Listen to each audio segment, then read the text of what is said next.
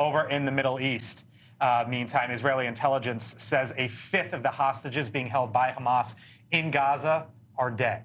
That's at least 30 of the remaining 136 hostages being held by the terrorist group. President Biden asked about the state of negotiations earlier today. There's been a response from the opposition, but yes, I'm sorry, from Hamas, but it seems to be a little over the top. We're not sure where it is. There's a continuing negotiation right now. Former State Department spokesperson, Morgan, as you mentioned, when you hear that from the president in the news today, you think what?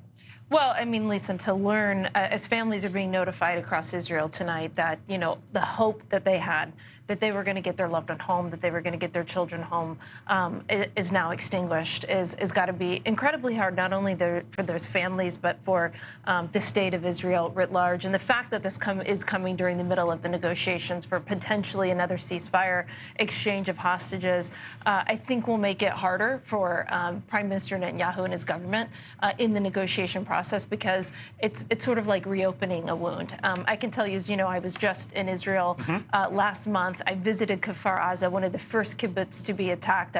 I've interviewed and met with parents of people who are still there.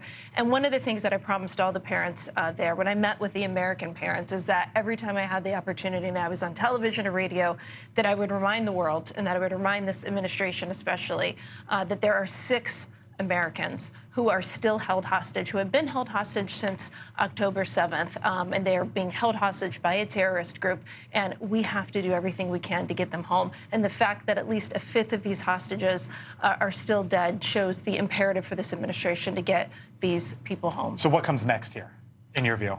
I think we'll see. I mean, I thought the president's comment was very interesting, because you don't normally get color in terms of what the response were from both sides, right? Like when there's hostage negotiations, you try to keep it very easy. So the fact that the president said that, President Biden said that the Hamas response was over the top was, in diplomatic speak, right, a little bit more color than we normally get in these negotiations. I think over the top is a signal for they're not close. Thank you for watching, and make sure you go to joinnn.com to find NewsNation on your television provider. And don't forget to click the red subscribe button below to get more of NewsNation's fact-driven, unbiased coverage.